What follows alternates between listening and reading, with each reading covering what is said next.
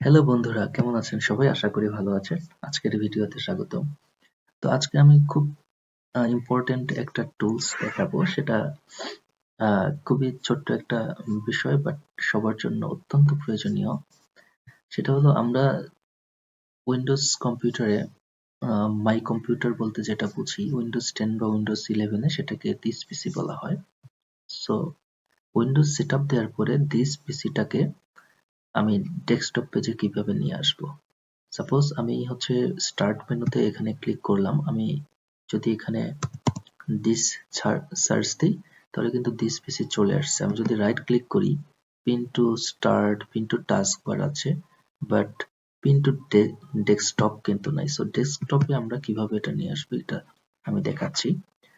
এটার জন্য প্রথমেই ডেস্কটপ পেজে যেতে হবে, দেন রাইট ক্লিক করতে হবে, রাইট ক্লিক করে প্রপার্টিসে আসতে হবে। প্রপার্টিজে আসার পরে এখানে থিম আছে লেফট সাইডে, থিমসে ক্লিক করতে হবে। থিমসে ক্লিক করে দেন এই সাইডে related settings, desktop icon settings এখানে চলে আসলো। এই কম্পিউটারটাকে আমি এখানে সিলেক্ট করে দেব। আমি রিসাইকেল পিনটাকেও রাখতে পারি, কন্ট্রোল প্যানেল, মানে এখানে যেগুলো আছে সেগুলোকে আমি কিন্তু ডেস্কটপে নিয়ে যেতে পারি। সো আমি এখন মাই কম্পিউটারকে নিচ্ছি, দেন অ্যাপ্লাই দিয়ে আমি এটাকে ওকে করে দিব। আমার এটা কিন্তু চলে এসেছে, দিস পিসিটা চলে এসেছে। সো এভাবে আমরা মাই কম্পিউটার বা দিস পিসিকে ডেস্কটপ পেজে নিয়ে আসতে পারি। থ্যাংক ইউ ভিডিওটা দেখার জন্য।